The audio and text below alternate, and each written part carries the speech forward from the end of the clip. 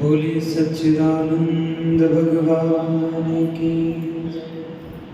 सियावर रामचंद्र भगवान की। श्री शंकर भगवान की।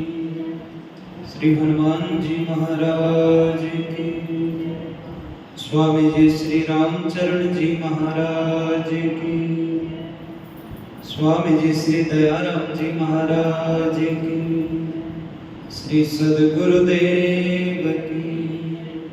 सत्य सनातन धर्म की।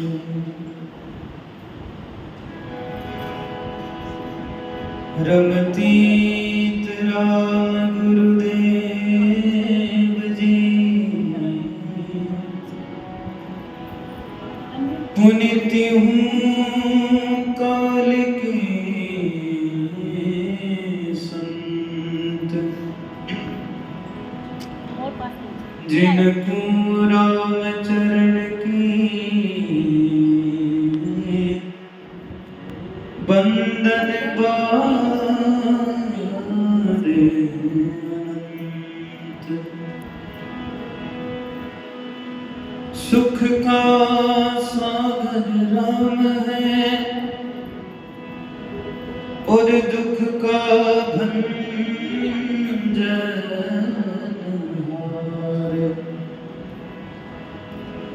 राम चरण तजिए नहीं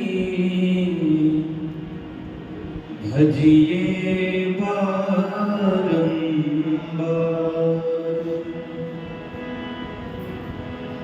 लोकाभिरामं रणरंगधीरं राजीवनेत्रं रघुवंशनाथं। कारुण्यरूपं करुणाकरन्तं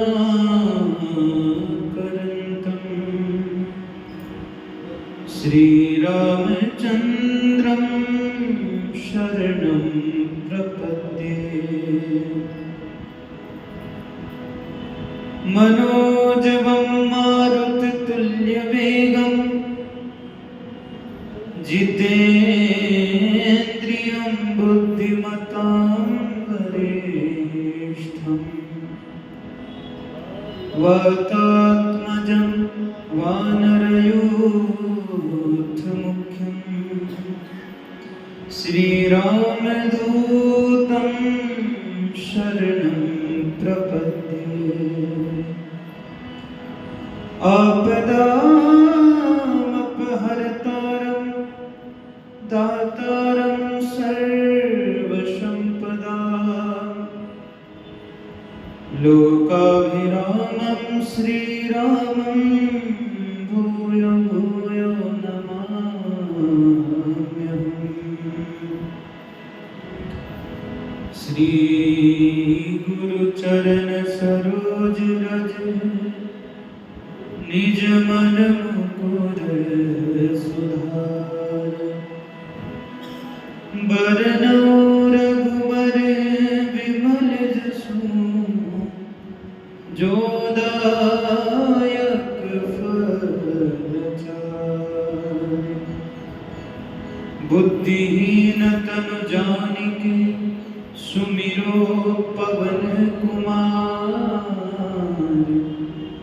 बल बुद्धि विद्या देहु मोहि हरहु क्लेश विकार।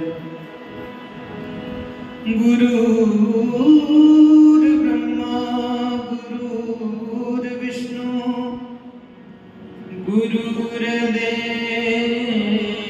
महेश्वर। गुरुर्साक्षात् परं ब्रह्म तस्मै श्री गुरुवे नमः।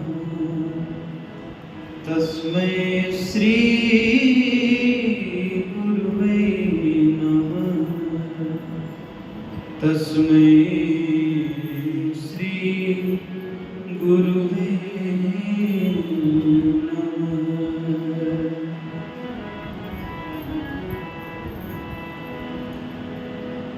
गोविंद जय जय गोपाल जय जय गोविंद जय जय गोपाल जय जय गोविंद जय जय गोपाल जय जय गोविंद जय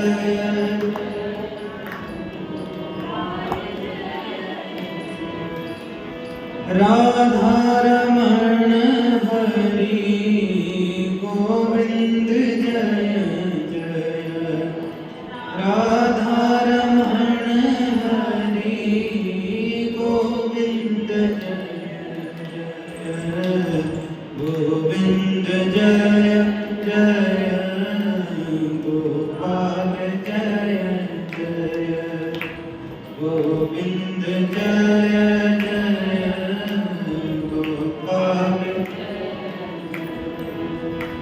शिव जी निस दिन राम उचारे शिव जी निस दिन राम उचारे राम बिना दूजो नहीं धारे राम बिना दूजो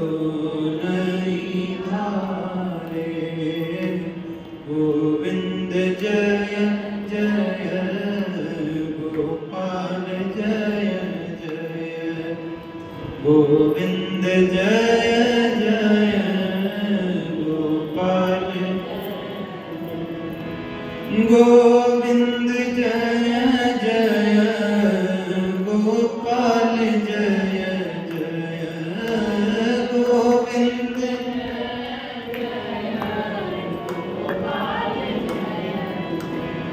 गोविंद जय जय गोपाल जय जय गोविंद जय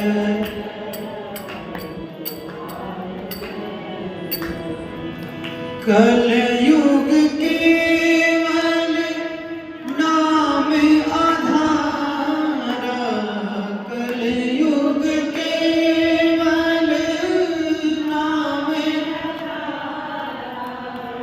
सुमेरे सुमेरे नर उतरहि पारा सुमेरे सुमेरे नर गोविंद जय जय गोपाल जय जय गोविंद जय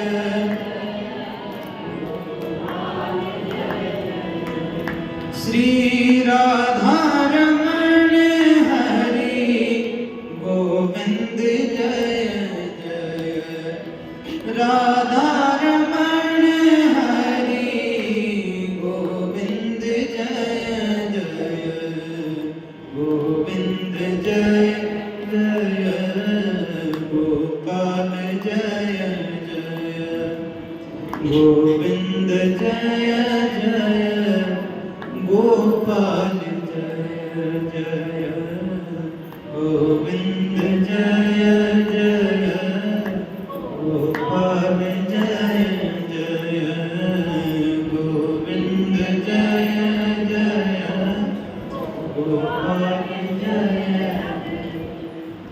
बोलिए सद्गुरुदेव की सत्य सनातन धर्म की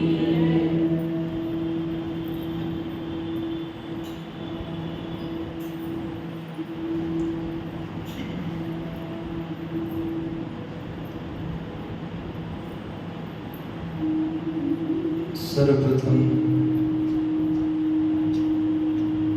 अनंत कोटि आनंद कंद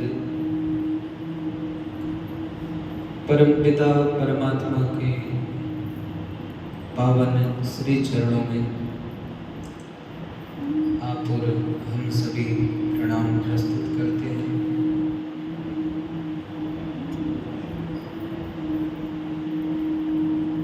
तदंतर अंतर्राष्ट्रीय श्री राम स्नेही संप्रदाय के अध्यात्मवेता युग पुरुष स्वामी जी श्री रामचरण जी महाराज के पावन श्री चरणों में हम प्रणाम करते हैं।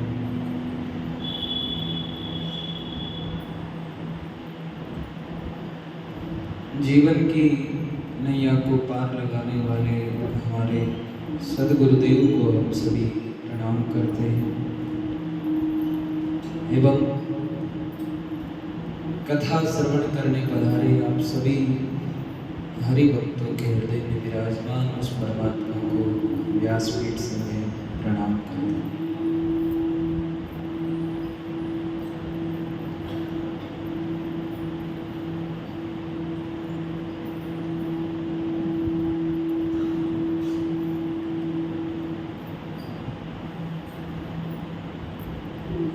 कल के पावन प्रसंग में हम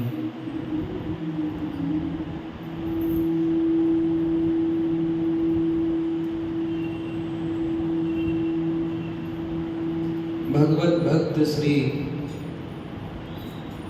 मीराबाई का पावन चरित्र श्रवण कर रहे थे।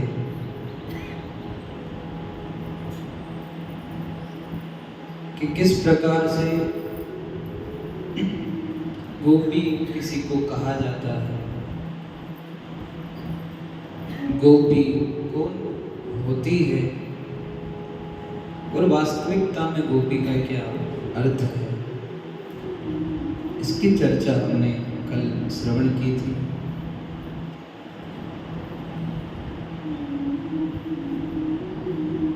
क्योंकि मीराबाई भी पूर्व जन्म में गोपी थी, इस कारण से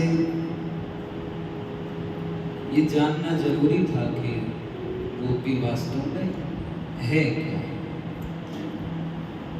आजकल की लौकिक दृष्टि से अगर गोपी को देखें तो किसी स्त्री का श्री कृष्ण के प्रति कोई भाव जागृत हो जाना, सिर्फ ये मात्र गोपी नहीं है। भक्ति बहुत अच्छी है, चाहे वो स्त्री करो चाहे पुरुष करो, कोई अंतर नहीं, समान है। लेकिन वास्तव में गोपी कौन है, इसका हमने कल भाव श्रवण किया था कि सब कुछ परमात्मा को हम जब समर्पित कर देते हैं, सब कुछ भगवान को अर्पण कर देते हैं, हमारा तन मन धन सब कुछ, जहाँ हमारा कुछ बाकी नहीं रहता, जहाँ हम नहीं रहते, उस भाव को कहा गोपी भाव। श्रीमद् भागवत महापुराण के अंतर्गत हम सुना करते हैं कि उन गोपियों ने कैसे भगवान की एक मधुर बांसुरी को सुनकर अपने सारे कुल को छोड़ करके, लोक लाज को त्याग करके, सब कुछ छोड़ करके भगवान के पास चली गई, जहाँ कोई परवाह नहीं कि क्या होगा क्या नहीं होगा। और ऐसा नहीं है कि उस समय कोई लोग किसी को ताना नहीं देते, ये भी नहीं है। ठीक है कि कथाओं में हमको सुनने को नहीं मिलता, वरना बुरा भला तो उस समय भी लोग गोपियों को कहते ही थे।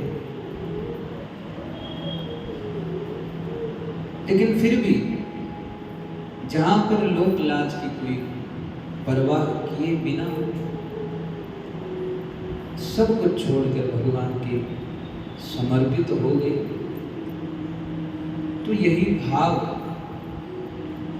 अगर इस जीवन में किसी का व्यक्ति का, चाहे पुरुष हो चाहे स्त्री हो, अगर कोई रखता है तो उसे गोपी ही कहा जाता है। उसके लिए कोई बाह्य शरीर स्त्री पुरुष का हो न हो फर्क नहीं पड़ता, हमारे संतों से जो सुना है। और ये भाव भी समझ में भी आता है कि वास्तव में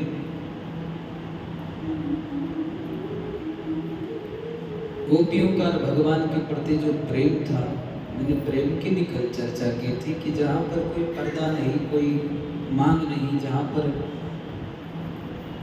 कुछ पाने की इच्छा नहीं, ऐसा भाव उन गोपियों का था।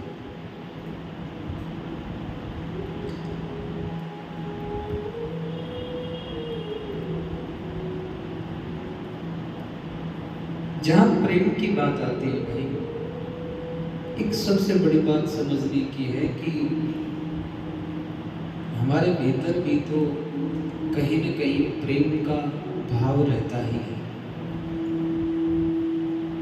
पूर्ण रूप में वो भाव ना आए, लेकिन प्रेम का भाव तो प्रत्येक जीव के भीतर रहता है।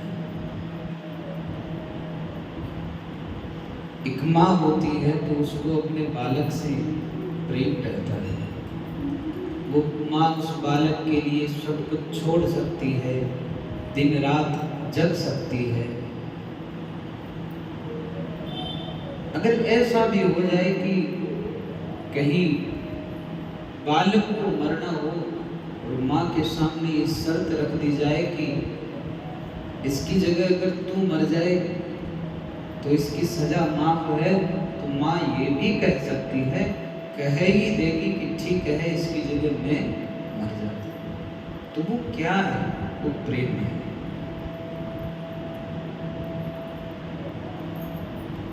एक पिता का अपने पुत्र पुत्री के लिए प्रेम है,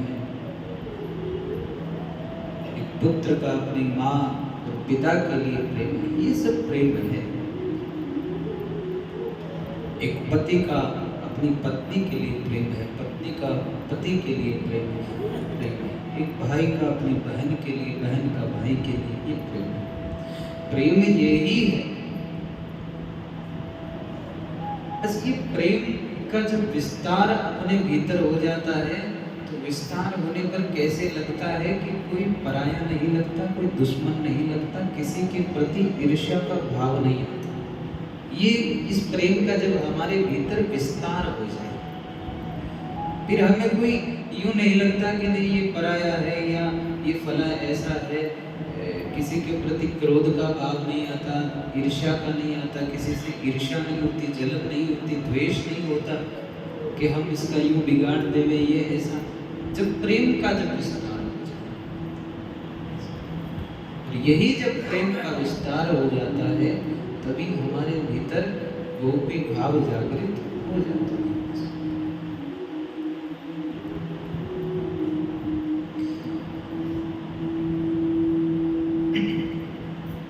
तो महापुरुष कहते हैं महाराज, मीराबाई पूर्व जन्म में गोपी, जिसके मन में प्रेम प्रकट था, लेकिन वो हुआ कैसे उसकी चर्चा हम आगे करेंगे। उससे पूर्व नाभाजी महाराज ने एक भाव छोटा सा अपने ग्रंथ में उल्लेखित किया कि मीराबाई का कैसा जीवन आगे का रहने वाला है।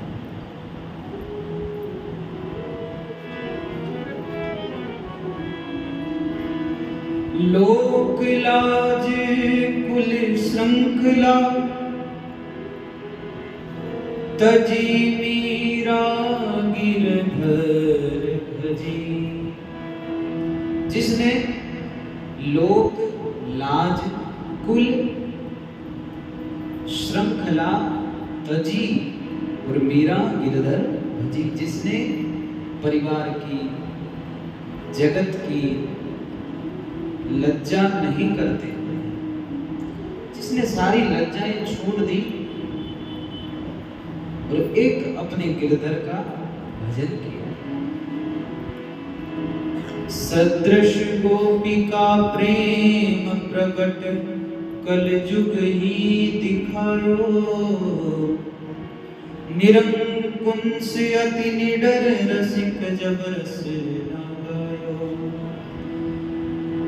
कि जब वही गोपी अगले जन्म में मीरा के रूप में जिसने जन्म लिया, निरंकुश अति निडर, कोई अंकुश नहीं और बहुत ही निडर, जिसे कोई डरा न सके महाराज, जिसे किसी वस्तु का भय नहीं। और जो गिरधर गोपाल की शरण में चला जाए महाराज, उसे किस बात का भय।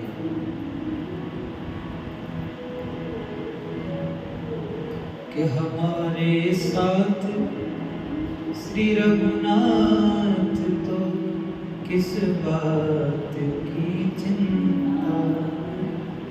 तो वो परमात्मा हमारे साथ हो तो फिर किस बात की चिंता से। इसलिए कि मीराबाई ने भजा निरंकुश अति निडर कलयुग ही दिखायो। कलयुग के भीतर महाराज निडर होके जिसने भजन किया है, जिसके मन में किसी प्रकार का कोई भय नहीं, और दुष्ट निर्दोष विचारे मृत्यु को उद्यम कियो। दुष्ट निर्दोष विचार कि उस कलयुग के अंदर कई ऐसे दुष्ट लोग हुए जिन्होंने मीराबाई को बार बार मारने का प्रयास किया। और मारने का प्रयास किया गया क्यों था? क्योंकि वो भजन करते थे, बस। कोई और मीराबाई की कोई गलती नहीं थी कि मीराबाई ने कोई अपराध कर दिया हो, कोई अमर्यादित कार्य कर दिया हो, कोई गलत कोई कार्य हो, नहीं। सिर्फ इतना कार्य किया उसने, सब कुछ छोड़कर एक गिरधर को बजा भगवान की भक्ति की। तो महाराज दुष्ट लोगों ने उन्हीं मीराबाई को बार बार मारने का प्रयास किया। दुष्ट निर्दोष विचार मृत्यु को उद्यम कियो। और लेकिन कहते हैं ना, जिसके साथ परमात्मा हो उसका कौन क्या बिगाड़े सब। बारन बाको भयो गरल अमृत जो पियो। उस मीरा का बाल बाका नहीं हुआ महाराज, जब उसने गरल अमृत जो पियो। गरल माने जहर को अमृत के समान मान कर पी लिया। बाल बाका नहीं। उसकी कथा हम आगे सुनेंगे। इतना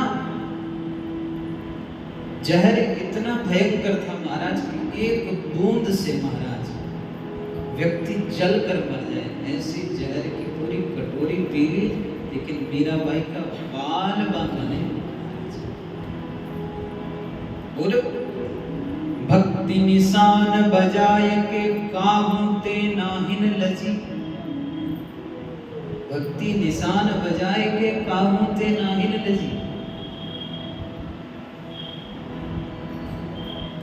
किसी प्रकार की कोई लज्जा नहीं थी महाराज भजन करने में। हम तो महाराज बुरे काम करने में हम कभी लज्जा नहीं महसूस करते, लेकिन कोई अच्छा कार्य करना हो, भजन करना हो, सत्संग में जाना हो, तो ऐसे कार्य में हमको क्या आती है? शर्म आती है, लज्जा आती है। और शर्म चाहे किसी प्रकार की हो, सहल हो सकता है उसका भाव अलग हो, भक्ति भरी हो अंदर, लेकिन फिर भी शर्म आती है, आ ही जाती है। लेकिन मीराबाई के भीतर जब भक्ति जागृत हो गई तो किसी प्रकार की शर्म नहीं थी।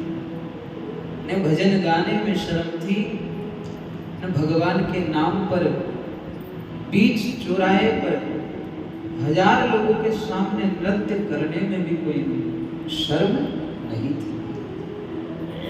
तो किसी प्रकार की कोई लज्जा नहीं थी। और महाराज भक्ति निशान बजाएगी, और जिसने कोई ऐसे वैसे भजन नहीं किया कि छुप के हम भजन करें, कि कमरे में बैठे बैठे भजन करें कि अरे कोई बाहर देख लेगा तो क्या कहेगा। अभी तुम्हारी भजन करने की उम्र थोड़ी है।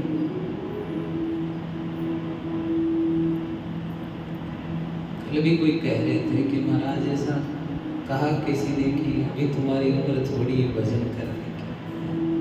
तो उम्र कब होगी साहब? किसी ने कहा कि तीर्थ जा रहे हैं बुढ़ापे में। मैंने कहा बुढ़ापे में कोई तीर्थ जाया जाता है? जिस समय हाथ पांव काम नहीं करते, दिल धक धक करे, कब बंद हो जाए पता ही नहीं चले। केदार बद्री जाओ तो पता ही नहीं चले, ऑक्सीजन न मिले तो बोले मरना हो तो ऐसा मरना हो। ये भी कोई मरना है? ऑक्सीजन नहीं मिलेगी तो मरोगे और तो क्या हो। अरे तीर्थ कब जाया जाता है? जब हमारे हाथ पांव स्वस्थ हो। बोले कि अंतिम में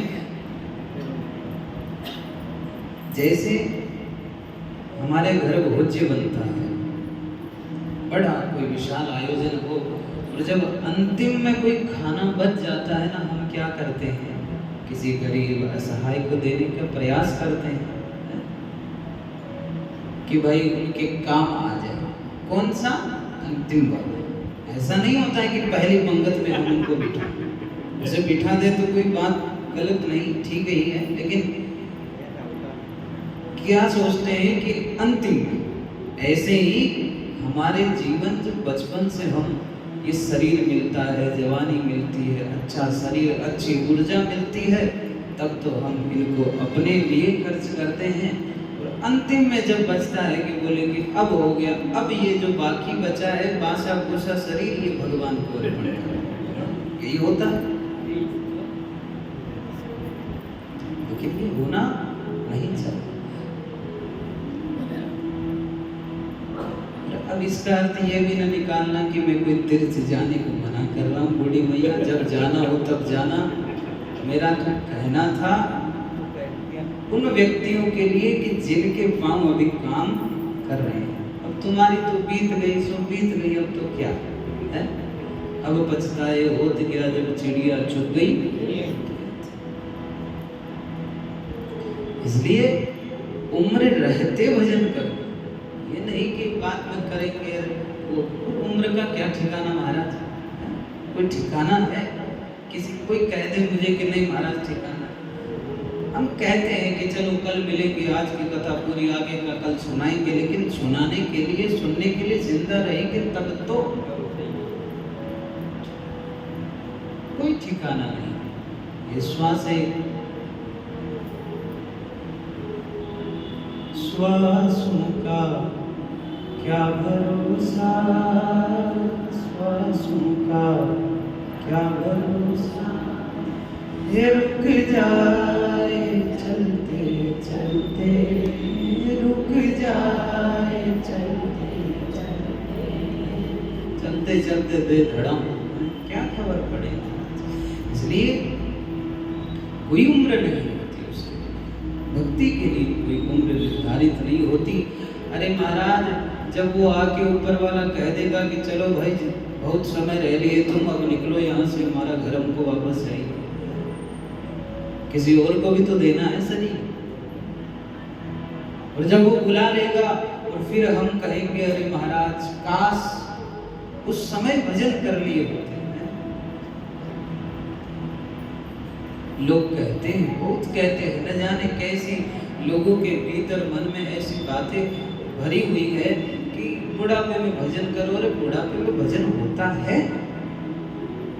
बहुत मुश्किल से इस शरीर काम कर पाता है। पहली बात तो जिसका करता है बहुत धन्यभागी है, बड़भागी लोग हैं वो जिनका काम करता है। नहीं तो कभी तो घुटने दुखेर, कभी क्या दुखेर, कभी कमर दुखेर, कभी है कितना, क्योंकि ये शरीर मशीन है महाराज। एक न एक दिन तो ये पुराना होना है, एक दिन तो ढल जाएगा। कि चढ़ते चढ़ता सूरज धीरे धीरे ढलता है, ढल जाएगा। एक दिन सूरज चढ़ता है और फिर क्या होता है? बिल्कुल सीध में आ जाता है, फिर फिर वही सूरज धीरे धीरे धीरे धीरे धीरे करके अस्त हो जाता है। ये हमारा शरीर है। जवानी से हम बचपन से जवानी आती है, जवानी से फिर ये शरीर धीरे धीरे धीरे धीरे वृद्धावस्था की ओर जाता है। और बीच में भी कोई खबर नहीं, महाराज के बीच में भी कभी चला जाए तो चला जाए। अरे मन मुसाफिर निकलना पड़ेगा, ये काया कुटी खाली करना पड़ेगा। और क्वार्टर का मालिक जब तुझको निकाले, जब इस दिन कोई ऐसा दिन भी आएगा महाराज के जब वो क्वार्टर का मालिक कहेगा, शरीर का मालिक भगवान, वो कहेगा कि भाई अब बस हो गया, तेरी उम्र, तेरा समय हो गया, जा। लेकिन इतने दिन रहा है तो कुछ भाड़ा तो दे जा। और फिर क्या कहेंगे महाराज, देने के लिए क्या होगा, कुछ नहीं होगा। फिर बोले कि ठीक है, नहीं है तो फिर अगला शरीर और तैयार है तेरे लिए, वहां जा, वहां कमा के ला। एक से दूसरा, दूसरे से तीसरा, तीसरे से चौथा, अनेक जन्म बीत जाएंगे, लेकिन कभी हमारी मुक्ति नहीं हो पाएगी। इसलिए महापुरुषों ने कहा, इस शरीर मिला है भगवान का नाम सुमिरन करने के लिए, तो इसमें कोई उम्र नहीं हो सकती कि महाराज इस उम्र में ही हो सकता है, इस उम्र में ही भजन होगा। इसकी कोई उम्र निर्धारित नहीं है। जब भजन का समय हो महाराज, सुबह शाम उठते बैठते जागते, हमारे महापुरुष तो श्वासोश्वास नाम विधि बतलाते थे कि जाते श्वास में भी राम राम होना चाहिए, अपने इष्ट का ध्यान होना चाहिए, और आते श्वास में भी अपने इष्ट का नाम होना चाहिए। जो श्वासोश्वास की विधि है कि जब प्राण निकल जाए तो कोई चिंता की बात नहीं। इसलिए मीराबाई ने भजन किया है, निरंकुश अति निडर कलयुग में दिखायो महाराज। इतनी सुंदर नाभाजी महाराज ने इनकी महिमा गाई है। और मीराबाई तो स्वयं कहती है ना महाराज कि माई री मैंने लीनो गोविंदो। मीराबाई ने अपने भगवान को क्या किया, मोल ले लिया। मोल कहते हैं खरीदना। मायरी मैंने लीनो गोविंदो, कोई कहे छुप के, कोई कहे छाने, कोई कहे छुप के, कोई कहे छाने, मैंने लियो रे बजा के ढोल। मायरी मैंने लीनो गोविंदो, मैंने उस परमात्मा को मोल ले लिया है। कोई कहे छुप के, कोई कहे छाने, और मैंने लियो रे बजा के ढोल। अरे महाराज ढोल बजा के सारे जगत को बता के मैंने उसका भजन किया। और नाभाजी महाराज ने कहा कि ऐसी मीराबाई है, वो कोई साधारण स्त्री नहीं थी महाराज, पूर्व जन्म की गोपी भगवान की, वहीं इस जन्म में मीरा बन के आई है। और इतना सुंदर भजन किया है कि महाराज भगवान ने जिसको अपने लोक में सहज शरीर बुला लिया।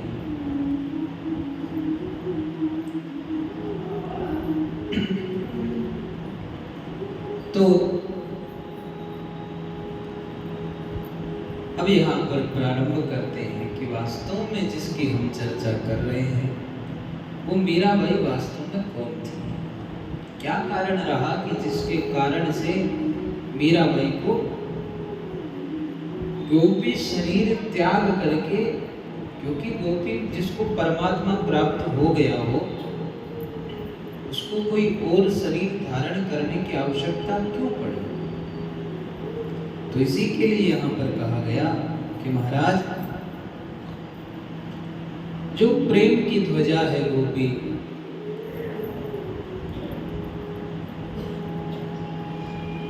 उस गोपी को मीरा बनने की आवश्यकता क्यों पड़ी? क्या कारण रहा है?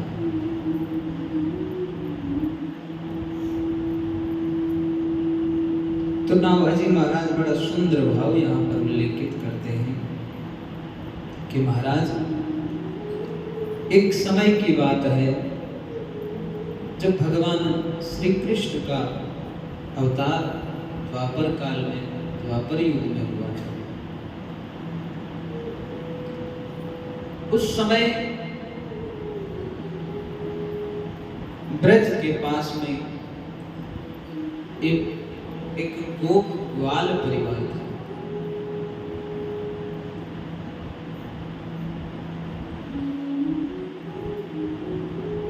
गाय पालन मुख्य उनका व्यवसाय।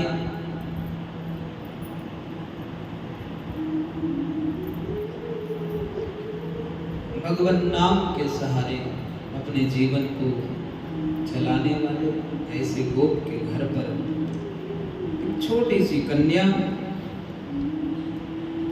जिसका नाम था माधवी।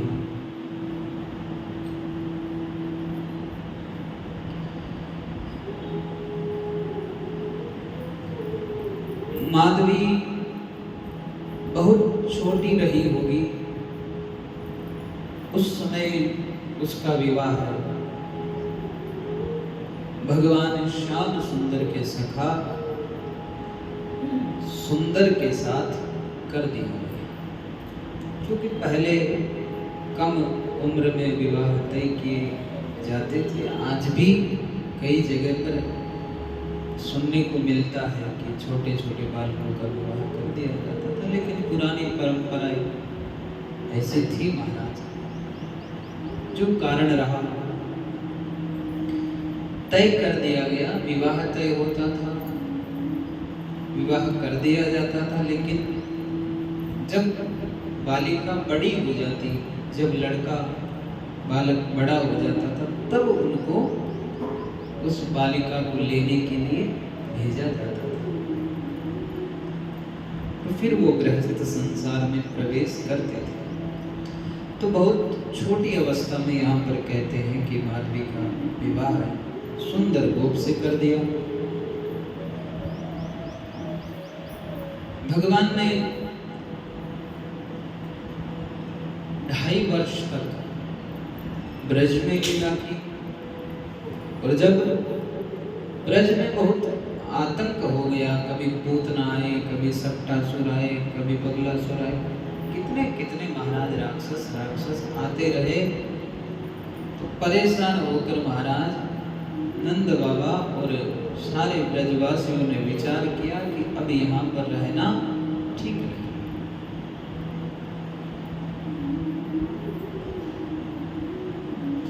तो महाराज नंदगांव से सभी कहाँ आ गए? वृंदावन में।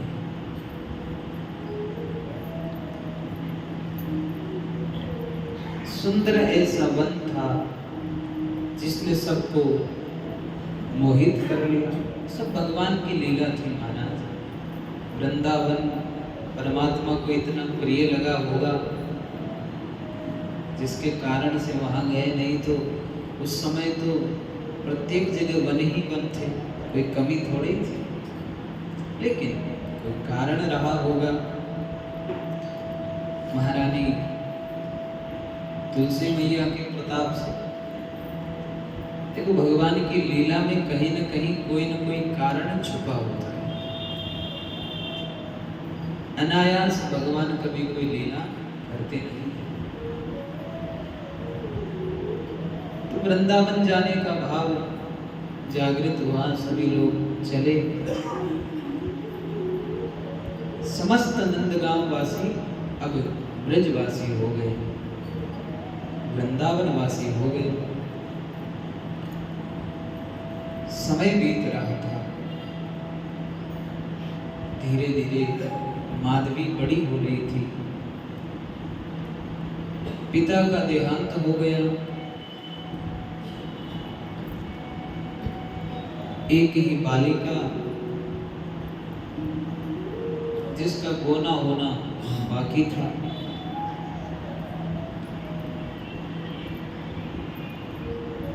माधवी की माँ बड़ी चिंतित रहती, क्योंकि देखो माँ को अति चिंता रहती है अपनी बालिका की कि कैसे आगे का ग्रस्त जीवन को संभाल पाएगी, कैसे उसका जीवन, क्योंकि शुरुआत में व्यक्ति वस्तुओं को संभाल लेता है तो जीवन धीरे धीरे संभल जाता है, लेकिन शुरुआत ही अगर ठीक नहीं हो तो फिर आगे का जीवन है वो भी बिगड़ जाता है। तो बोले कि ग्रस्त परिवार कैसे संभालेगी, क्या होगा। विवाह करते हैं तो बेटी के लिए सब कोई चिंता करता है कि किसी नए घर जाना है।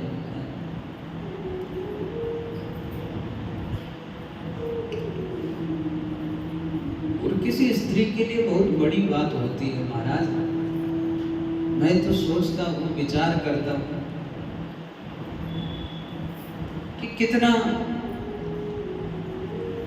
उदार वो पिता होता होगा, कितनी उदार वो माँ होती होगी जो अपनी कन्या को किसी और पर पुरुष के हाथों सुपर्द करती है।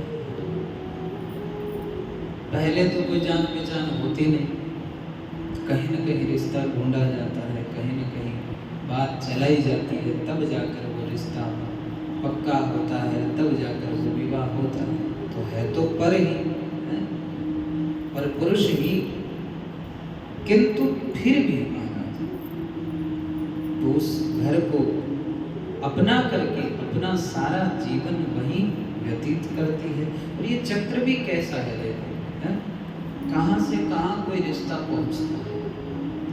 एक घर, वो कन्या फिर बड़ी होती है, उसकी संतान होती है, फिर वो अगले घर जाती है, फिर आगे से आगे जाती है। सृष्टि का विस्तार ये कुछ नियम ऐसा ही है महाराज। एक ही जगह पे सब कुछ होता तो शायद इतना विस्तार भी न हो सकता। तो माँ को बड़ी चिंता कि कैसे गृहस्थ जीवन संभाल पाएगी। माँ कहीं न कहीं, क्योंकि पिता थे नहीं तो माँ की ही जिम्मेदारी थी सारी, तो कहीं न कहीं कोई बात समझाती कि देखो ससुराल जाओ तो इस बात का ध्यान रखना, ससुराल जाओ तो इस बात का ध्यान रखना, सास ससुर की इज्जत करना, जैसे तुम मेरी इज्जत करती है ना वैसे ही अपने सास ससुर की इज्जत करना। जैसे मैं कभी तुझे डांट देती हूँ, तुझे कुछ कह देती हूँ तो तू सुन लेती है, गुस्सा भी हो जाती है, नाराज होके भी फिर प्रेम कर लेती है ना, वैसे ही वो कुछ कह दे, कुछ देर नाराज हो जाए कोई बात नहीं, लेकिन उनकी बातों को अपने दिमाग में लेकर मत बैठना, उन बातों को अपने मन में मत रखना कि जीवन भर वो बातें तुझे चुभती रहे या उस एक बात से अपने जीवन को नष्ट कर ले, ऐसा काम मत करना। क्योंकि हम माता पिता है तो आगे वाले भी तेरे माता पिता ही है, तो उनको मुझ जैसा समझेगी तो तेरे जीवन में ज्यादा कष्ट नहीं होगा।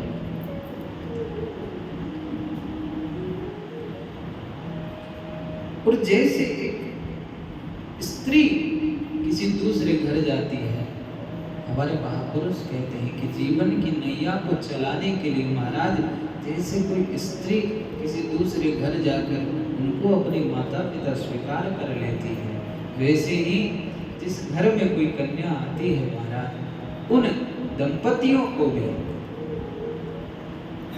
आई हुई कन्या को अपनी कन्या मानकर उनको स्वीकार करना चाहिए। अपनी कन्या में, उस कन्या में जरा सा भी अंतर नहीं रखना चाहिए। और अगर ऐसा अंतर है तो फिर वो गृहस्थी की गाड़ी बड़ी थोड़ी, वो चलता है ना कोई, कभी साइकिल इधर तो कभी उधर, फिर ऐसा ही है महाराज, कभी ऊपर कभी नीचे। थोड़ा समर्पण भाव दोनों की ओर से हो तो ठीक लगता है।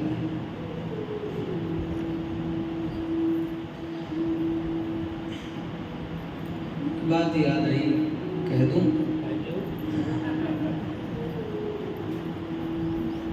एक कोई लड़की की नई नई शादी हुई और शादी करके ससुराल गई। अब ससुराल जाए तो 2, 5, 10 दिन तो बड़े प्रेम से वो आपको प्रेम करते ही रहे। प्रेम तो जीवन भर करते हैं, लेकिन विशेष होता है वो 10 दिनों का प्रेम, तो है ना। कोई भी नया कोई मेहमान आए, कोई नई वस्तु हमारे घर में आए तो कैसे उसके प्रति कुछ 10 दिनों का विशेष प्रेम होता है कि फिर धीरे धीरे, क्योंकि वो घुल मिल जाते हैं, फिर धीरे धीरे धीरे धीरे। तो ऐसे ही 5-10 दिन तो बड़े प्रेम से बहू को रखा। उस बीच में कहते हैं एक दिन सास की तबीयत हो गई खराब।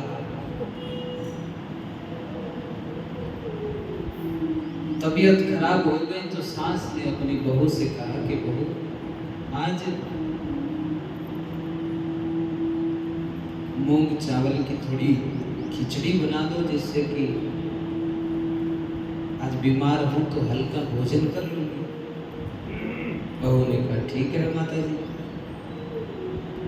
और महाराज बड़ी सुंदर स्वादिष्ट खिचड़ी बनाई गई।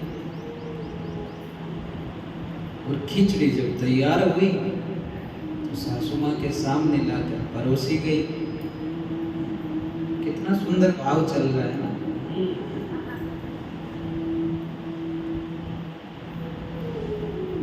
खिचड़ी परोसी गई, सासू माँ ने कहा ठीक है भाई, बहू तो बड़ी जोरदार है। एक बात कहते मान गई, करके भी ले आई, और मैं जहाँ बैठी थी वहीं लाके खिचड़ी दे। इससे बढ़िया क्या चाहिए, हमारा स्वर्ग मिल गया अब तो। और सासुओं को चाहिए क्या, इतना ही तो चाहिए। जो व्यक्ति हाँ हाँ करना जानता है ना, उसके जीवन में ज्यादा कष्ट नहीं होगा। कोई कह दे ये करना है, हाँ, फिर होवे नहीं होवे वो अलग बात है, लेकिन हाँ तो कहो। हम पहले ही कह देते ना, तो बोले कि फिर तो अगले वाले व्यक्ति का ही दिमाग घूम जाता है।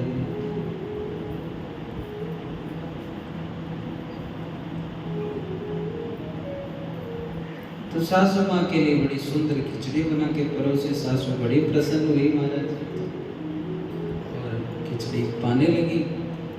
पाते पाते महाराज आधी पाई होगी कि जरा सा कोई दांत में कंकर आ गया। खिचड़ी में रह गया होगा तो दांत में कंकर आया। तो अब महाराज इतनी स्वादिष्ट खिचड़ी थी तो सारा स्वाद तो भूल गई। बहू ने इतने प्रेम से बनाई, वो भी भूल गई। वो सब बातें तो गौण हो गई, और महाराज उसको याद रहा सिर्फ एक कंकर। अब महाराज सासू माँ ने कहना शुरू किया तो, और नाम भी बड़ा गजब है महाराज, जिसने रखा धन्य हो। बहू का भी बहू। देखो हमारे महापुरुष तो कहते हैं कि जो बहू कौन है कि जो बहुत करे लेकिन हूं नहीं करे। बोले कि जताए नहीं वही बहू है। बहू और सास, हमारे संत कहते हैं कि जिसको देखने से अच्छे अच्छों की सांस निकल जाए उसी का नाम सास। अपने यहाँ की सास सब अच्छी है, तो 4 महीने निकालने हैं। तो महाराज अब सास ने अपना सास पुराण उठा लिया और कहने लगी, बहू तुझे थोड़ी शर्म नहीं आती है? पता नहीं चलता, आज ही तुम्हें बीमार पड़ी। बहू ने कहा, रोज रोज कौन बीमार पड़ता है? कोई पड़ता है तो एक दिन ही पड़ता है। अरे आज ही तो बीमार पड़ी और आज के दिन मैंने तुझे कुछ बनाने को कहा और तूने बनाया तो भी है? तुझे सफाई नहीं करनी आती, उसको देखना नहीं आता। तेरी ये बड़ी बड़ी दो आंखें भगवान ने दी है, पता नहीं चलता तुझे? बोलो महाराज क्या क्या बोलो। फिर शुरुआत तो कहीं से होती है और अंत होके जाके रुकती कहाँ पर है? बहू के माता पिता तक, परिवार तक। परिवार वालों ने क्या किया भाई? चली जाती। अब तो महाराज बहू को आया गुस्सा, अपने तक बात की तब तक ठीक थी, अब तो माता पिता तक बात चली गई, तो अब तो महाराज उधर भी तैयार इधर भी तैयार। सास पुराण समाप्त हुआ ही था। बहू ने कहा कि माता जी ठहरो ठहरो, आपकी बात पूरी हो गई, हमारी भी सुन लो। बहू ने कहा, माता जी चलो ठीक है, आपने कह दिया सारी बात ठीक है। मुझे तो भगवान ने 2 आंखें दी है बड़ी बड़ी, जिससे मुझे दिखाई नहीं पड़ा, ठीक है। लेकिन भगवान ने आपको 32 दांत दिए हैं, 2-4 कंकर खा लो तो क्या बिगड़ता है? अरे तो कहने का भाव ये है कि जब तक हम अपने आप को बहुत बड़ा मानने लग जाए, जब बहुत यूं विशेष मानने लग जाए, नहीं, गृहस्थ परिवार में विशेष नहीं, सबके प्रति। देखो भाई, गलती अपने से भी होती है ना, आप नहीं करते गलती होती है, लेकिन कोई दूसरा गलती कर देता है ना, तब हमको उसका बहुत क्रोध आ जाए कि इसने गलती कर। और जब खुद करो तब हमसे भी होती है गलतियां। यही बात ध्यान में रखनी चाहिए कि मैं अवगुण का पुतला, तुम गुणवंता राम। बोले अपने अंदर तो बहुत सारे अवगुण है महाराज, चाहे वो बेटा हो, चाहे बेटी हो, चाहे पति हो, चाहे पत्नी हो, गलतियां सबसे होती हैं। लेकिन हम अगर किसी छोटी छोटी बातों को पकड़ कर बैठ गए ना, तो ये जीवन अपना चलने वाला नहीं है सर। उन बातों को जितना, और मेरा तो जीवन यही कहता है, मेरा दृष्टिकोण यही कहता है, चाहे कोई गाली भी दे दे ना, उसको भुलाने का प्रयास करो। मैं सत्य कहता हूँ, आपका जीवन बहुत अच्छा हो जाएगा। किसी ने आपकी कहीं चुगली कर दी, उसको भुलाने का प्रयास करो, आप वापस मत करो। कोई कुछ कह दे, उस बातों को भूलने का जितना प्रयास होगा ना, उतना ही जीवन अपना श्रेष्ठ होगा, ये याद रखना। तो माधवी की माँ आज माधवी को शिक्षा दे रही है कि देख वहाँ जाए ध्यान रखना, जाए ध्यान रखना, इस बात का ध्यान रखना, मन मुटाव न हो परिवार में, अपनी वजह से परिवार न बिगड़ जाए बेटा, ये ध्यान रखना। बहुत सुंदर उपदेश देती है महाराज, लेकिन साथ ही साथ ये भी कह रही है कि देख एक विशेष बात का और ध्यान रखना। माँ क्या वो विशेष बात है? विशेष बात ये है, अरे जहां पर तू जा रही है ना, वहां पर एक जादूगर ने जन्म लिया है। ऐसा वो जादूगर है, मैंने सुना है कि जो कोई उसको देख लेता है सो पागल हो जाता है, उसकी बुद्धि काम करना छोड़ देती है, वो उसके ही इर्द गिर्द फिरता रहता है, उसको ही याद करता रहता है, उसकी ही कामना करता रहता है।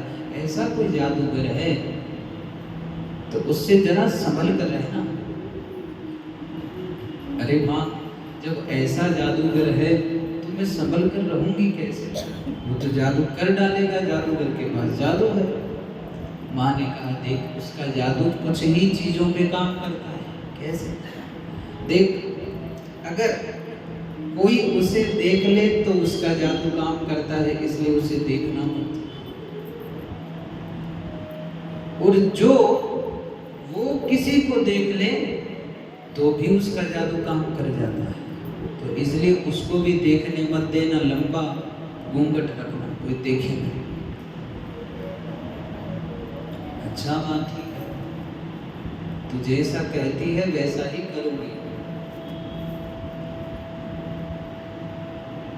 और एक बात का ख्याल रखना, देखने से नहीं, देखने से छुपने से ही काम नहीं चलेगा, इन कानों पर भी ध्यान देना पड़ेगा।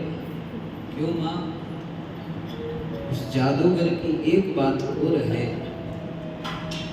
उसके पास एक बांसुरी है, और वो जब उस बांसुरी को बजाता है ना, तो मनुष्य मैंने सुना है कि वृंदावन के पशु पक्षी भी मोहित हो जाते हैं। अरे गईये अपने बछड़ों को छोड़कर उसके पीछे पीछे भागने लगती है, उसकी वो मधुर बांसुरी ऐसी है बेटा। जिस गाय को अपने बछड़े को दूध पिलाना है वो उन्हें तो नहीं पिलाती, और उसके पास जाकर अपने आप उसके स्तनों से दूध गिरने लगता है, वो गौ माता ऐसी हो जाती है। अरे वहां की स्त्रियां जिनको दूध निकालना है गौ मैया का, लेकिन वो बछड़ों के पास जाकर दूध निकालते, पता उनके धन ही नहीं, लेकिन इतनी पागल हो जाती है। इसलिए तू वहां जाए तो मेरी ये बातें ध्यान रखना, न उसे देखना, न देखने देना, न कभी उसकी बंसी सुनाई दे तो एक काम करना, अपने कानों में कोई कपड़ा, कोई रुई डाल लेना, उंगलियों से दबा लेना, लेकिन बांसुरी मत सुनना। अगर सुन ली बेटा तो तू एक ही मेरी बेटी है, तो भी पागल हो जाएगी। इसलिए मुझे चिंता है इस बात की, वहां जाए सब करना, लेकिन ये मत भूलना। ठीक है माँ, तू जैसा कहेगी मैं वैसा ही करूंगी। लेकिन देखो किसी के चाहने से क्या हो सकता है, हम तो चाहे कि ऐसा नहीं हो, ऐसा नहीं हो, लेकिन भगवान से कौन बच सकता है? भगवान की मधुर बांसुरी से भी कोई नहीं बच सकता, किसी से कोई बचा नहीं जा सकता। महाराज हम चाहे लाख प्रयास करें कि ऐसा नहीं हो, वैसा नहीं हो, वो नहीं हो, लेकिन नहीं बचा जा सकता। आप जिसको मोहित होना है, जिसको वो करना चाहता है तो करके ही रहेगा।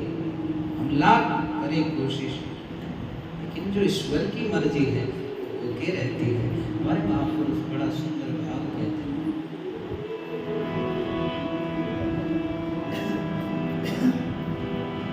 शाम की मधुर बांसुरियां सुन के मैं सुध बुध खोई,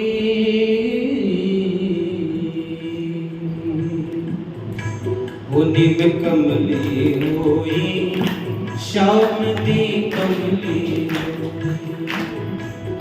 निम कमली होई शाम दी कमली होई, कमली होई निम कमली होई, कमली होई निम कमली होई, कमली होई निम कमली होई, कमली होई निम कमली, निम कमली होई शाम दी कमली होई, निम कमली होई शाम दी कमली होई। सखीपन घट पर यमुना के तट पर खड़ा था नंद का लाला, सखीपन घट पर यमुना के तट पर खड़ा था नंद का लाला, सखीपन घट पर यमुना के तट पर खड़ा था नंद का लाला, सखीपन घट पर यमुना के तट पर खड़ा था नंद का लाला। भूल गई सब एक बार जब छवि देखी नटखट की, हे भूल गई सब एक बार जब छवि देखी नटखट की। देखत ही में हुई बावरी हो, देखत ही में हुई बावरी, उसी रूप में खोई निम कमली होई, श्याम दी कमली होई निम कमली होई, श्याम दी कमली होई, कमली होई निम कमली होई, कमली होई निम कमली होई, निम कमली होई, निम कमली होई, श्याम दी कमली होई, निम कमली होई, श्याम दी।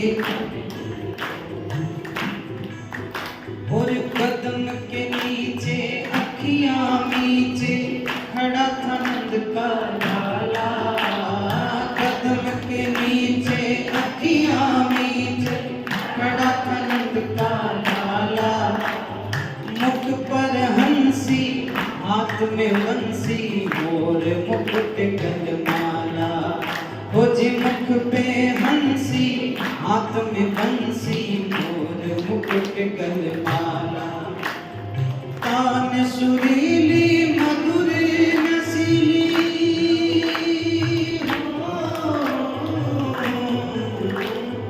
कान सुरीली मधुर नसीली, तन मन दियो भिगोई, मेरो तन मन दियो भिगोई, निम कमली होई, श्याम दी कमली होई, निम कमली होई, श्याम दी कमली होई, कमली होई निम कमली होई, कमली होई निम कमली होई, कमली होई निम कमली होई, निम कमली होई, श्याम दी कमली होई, निम कमली होई, श्याम दी कमली होई। रूप सलोना देख श्याम का, रूप सलोना देख श्याम का, सुध बुध मेरी होई, निम कमली होई, श्याम दी कमली होई, निम कमली होई, श्याम दी कमली होई। सास ननद मोय पल पल कोसे, हर कोई देवे ताने, सास ननद मोय पल पल कोसे, हर कोई देवे ताने, बीत रही क्या मुझ बिरहन पर ये कोई नहीं जाने, बीत रही क्या मुझ बिरहन पर ये कोई नहीं जाने, पूछे सब निर्दोष बावरी हो, पूछे सब निर्दोष बावरी, तट पे तू काहे गई, निम कमली होई, श्याम दी कमली होई, निम कमली होई, श्याम दी कमली होई। रूप सलोना देख श्याम का, रूप सलोना देख श्याम का, सुध बुध मेरी होई, निम कमली होई, श्याम दी कमली होई, निम कमली होई, श्याम दी कमली होई।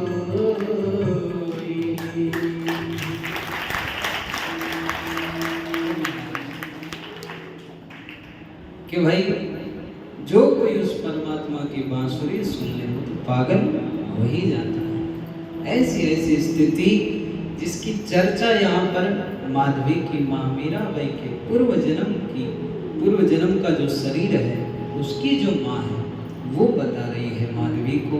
तो बड़ी सुंदर ये चर्चा हम सभी ने श्रवण की है। तो समय जवाब दे चुका है। आज की कथा को हम यहीं पर विश्राम दे रहे हैं। आगे की जो कथा है कल प्रातः इसी समय 8:30 बजे आप सभी को सुनाएंगे। तो 2 मिनट कथा विश्राम से पूर्व हरिनाम संकीर्तन हम सभी करें भाव से, तब तक प्रसाद बढ़ जाए।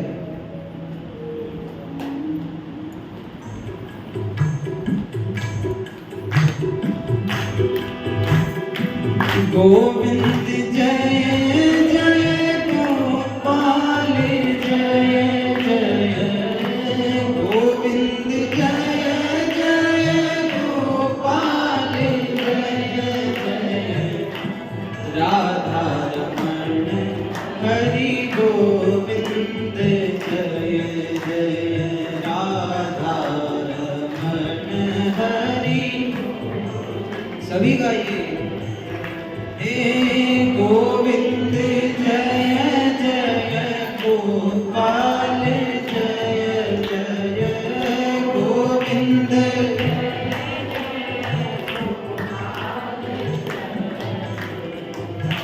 राधा रमण हरि गोविंद जय जय, राधा रमण हरि गोविंद। गोविंद जय जय गोपाल जय जय, गोविंद जय जय गोपाल जय, गोविंद जय जय गोपाल जय जय, गोविंद जय जय गोपाल जय। श्री राधा रमण हरि गोविंद जय, श्री राधा रमण हरि गोविंद जय जय, गोविंद जय जय गोपाल जय जय, गोविंद जय जय। श्री राधा रमण हरि गोविंद जय जय, राधा रमण हरि गोविंद जय जय, राधा रमण हरि गोविंद जय जय, गोविंद जय जय गोपाल जय जय, गोविंद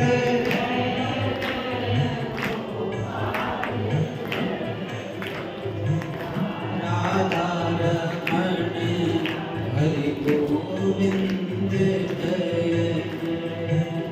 राधा रमण हरि गोविंद जय जय, राधा रमण हरि गोविंद जय जय। अभी आप सभी लोग अपने स्थान पर बैठे हैं। कोई सूचना है तो वो सूचना देवे, उसके बाद में हम सभी आरती करेंगे। बोलिए सद्गुरुदेव की, श्री बाके बिहारी लाल की, स्वामी जी श्री रामचरण जी महाराज की, स्वामी जी श्री दयाराम जी महाराज की, श्री सद्गुरुदेव की, सत्य सनातन धर्म की, आज के आनंद की। जय जय